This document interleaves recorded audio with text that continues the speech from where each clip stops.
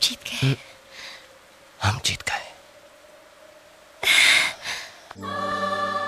आदित्य चोपड़ा की फिल्म मोहब्बतें को बॉलीवुड की कल्ट फिल्म क्यों कहा जाता है? आखिरकार क्या कारण है कि मोहब्बतें का सीक्वल बनाया जा रहा है? हेलो दोस्तों, मैं आपका स्वागत करता हूं बॉलीग्राज के फिल्मी गलियारे में। आज जहां मैं बात करूंगा सुपरस्टार शाहरुख खान की फिल्म मोहब्बतें के बारे में। बॉलीवुड में यूं तो कई फिल्में बनती हैं, कई हिट होती हैं तो कई फ्लॉप होती हैं। कुछ ही फिल्में ऐसी होती हैं जो दर्शकों तक, ऑडियंस के दिलों में वो जगह बनाए रखती है जो हर फिल्म के लिए आसान नहीं होता है। ऐसी एक फिल्म थी जो 27 अक्टूबर सन 2000 को रिलीज हुई थी और ये फिल्म थी मोहब्बतें। इस फिल्म में प्यार, रोमांस और रिश्तों की ऐसी कहानी थी जो आज भी लोगों के जुमा पर है।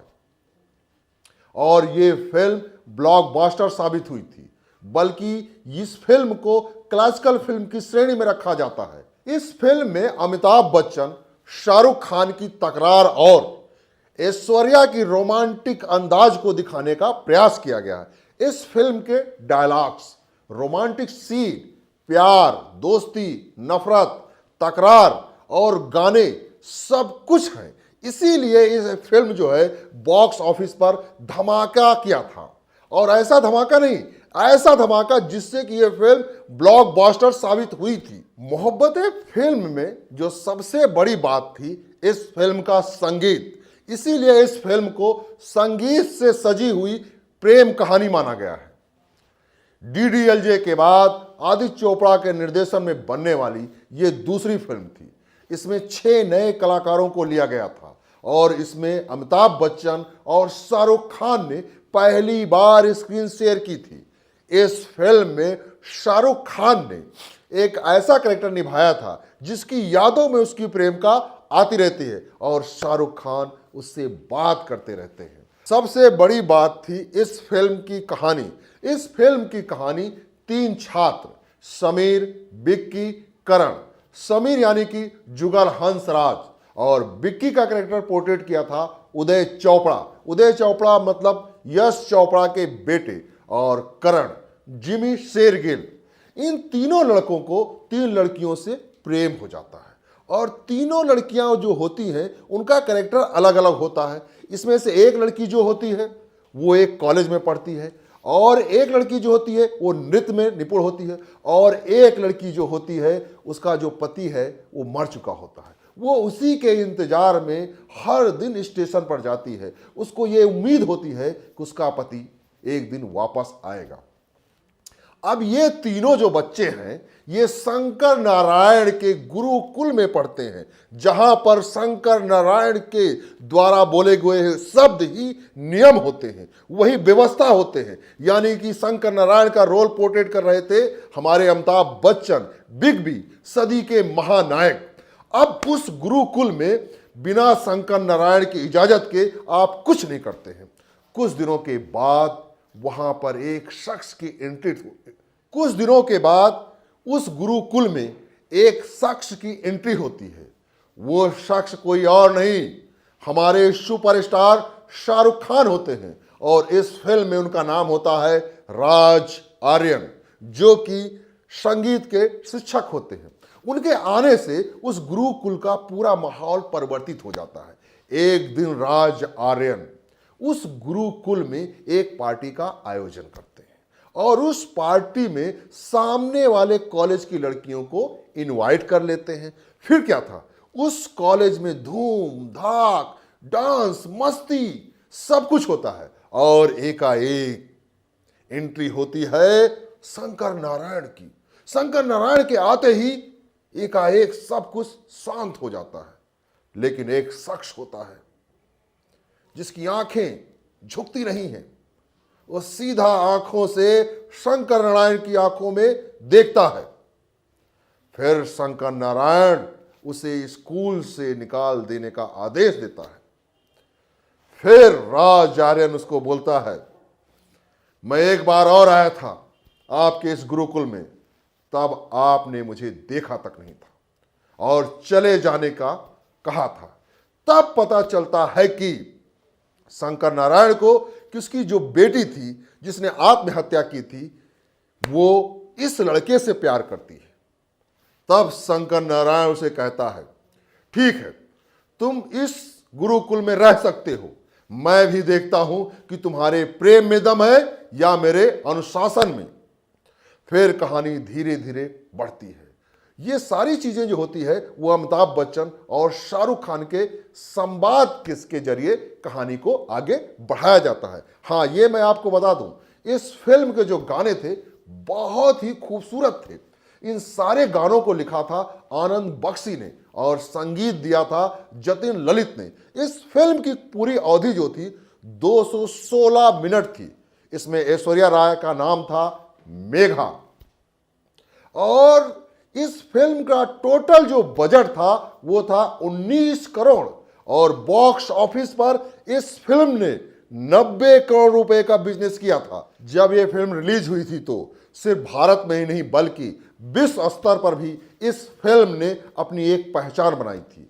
और वो पहचान इसलिए थी क्योंकि जब भी मैंने विदेशियों को देखा है उनके द्वारा गुनगुनाते हुए इन गानों को मैंने सुना है, चाहे वो रशियन हो या फिर जर्मन हो। यहां तक कि लोग कहते हैं कि इस फिल्म को देखने के लिए लोगों ने हिंदी सीखी थी। इस फिल्म के कुछ संवाद आज भी लोगों की जुबान पर हैं। इसका मेन कारण था कि इस फिल्म के जितने भी संवाद थे उनमें जो भी शब्द इस्तेमाल किए गए थे वो बेहतरीन थे, बहुत ही खूबसूरत थे, अद्भुत, अद्वितीय। यही कारण था कि उन संवादों को आज भी बॉलीवुड कल्ट संवाद में शामिल किया गया है। उन्हीं में से कुछ संवाद ऐसे हैं जो मैं आपको बताना चाहता हूं कि आखिरकार वो संवाद इतना ज्यादा पॉपुलर क्यों हुए थे। मैं आज भी उससे उतनी ही मोहब्बत करता हूं और इसलिए नहीं कि कोई और नहीं मिली, पर इसलिए कि उससे मोहब्बत करने से फुर्सत नहीं मिलती। दुनिया में कितनी है नफरतें फिर भी दिलों में है चाहते, मर भी जाएं प्यार वाले मिट भी जाए यार वाले, जिंदा रहती हैं उनकी मोहब्बतें। वाह! ये सब जो लाइन है ना वो कॉलेज का जो यूथ है उसके लिए मतलब एक प्रकार से कह सकते हैं कि एक प्रेरणा स्रोत है।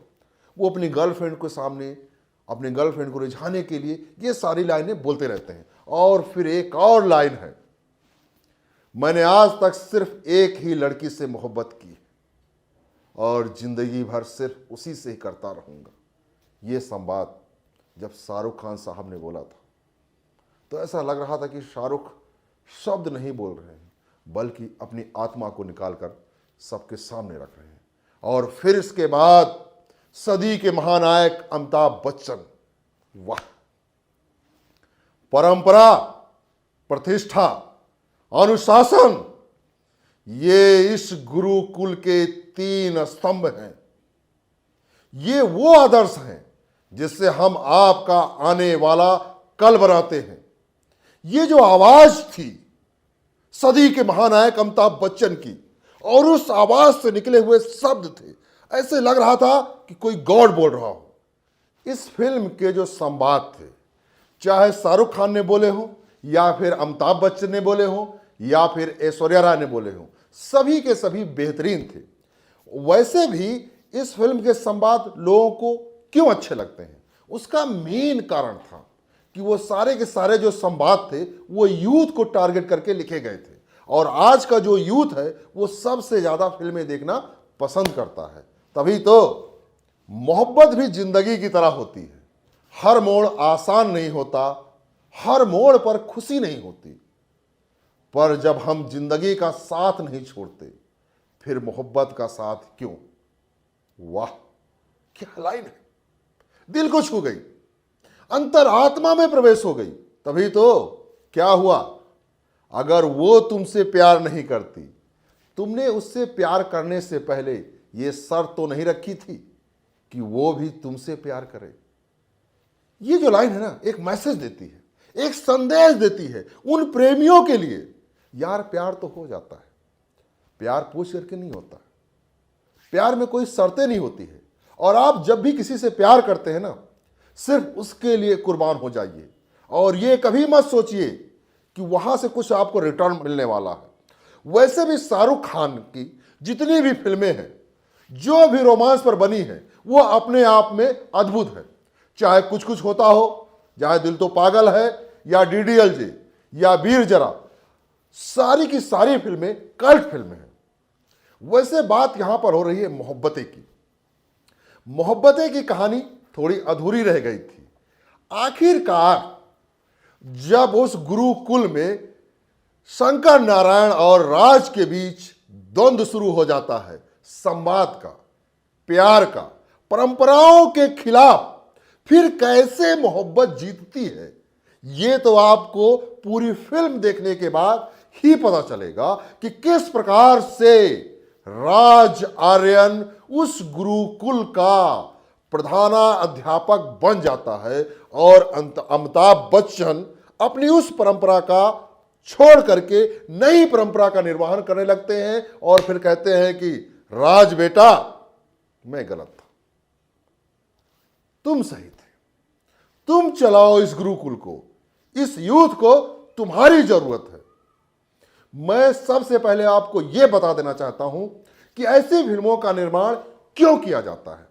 ऐसी फिल्मों का निर्माण इसलिए किया जाता है कि जो हमारा यूथ है, चाहे वो कॉलेज में रहे या घर में रहे या बाजार में जाए या फिर मेट्रो में जाए, हर समय उसके मन में सिर्फ ये प्यार वाली चीजें घूमती रहती है। तो इन सब फिल्मों के जरिए यूथ को एक सबक मिलता है, एक मैसेज मिलता है। वैसे शाहरुख खान की कोई भी फिल्म आप उठा करके देखेंगे, उसमें प्यार के नाम पर एक संदेश है। और मैं तो चाहता हूं कि ऐसी फिल्में बनती रहे। अभी हमारे देश में अभिनेताओं की जैसे कमी सी आ गई है कि प्यार वाली फिल्में ही नहीं कर पा रहे हैं, एक बहुत सी बड़ी कमी है। और आखिरकार क्या कारण है कि इस फिल्म का सीक्वल यशराज बैनर फिर से बनाना चाहता है? क्योंकि वो चाहता है कि सोसाइटी में ऐसी फिल्में बनती रहें। और यशराज बैनर तो इसीलिए जाना ही जाता है, उसकी कोई भी पिछली फिल्मों को उठाकर देखिए, वो सारी की सारी जो फिल्में हैं वो प्यार से लबालब है। और मेरा तो मानना है कि इस फिल्म का जब भी सीक्वल बने, अमिताभ बच्चन और शाहरुख खान को जरूर रखा जाए, क्योंकि बिना इन दोनों लोगों के इस फिल्म के बारे में सोचना बेकार है। तो दोस्तों, आप हमें कमेंट करके ये बताइए, दोस्तों, आप में से कितने लोग हैं जो चाहते हैं कि मोहब्बतें का सीक्वल बनना चाहिए और इस फिल्म में अमिताभ बच्चन और शाहरुख खान को ही होना चाहिए। तो आज के लिए दोस्तों बस इतना ही।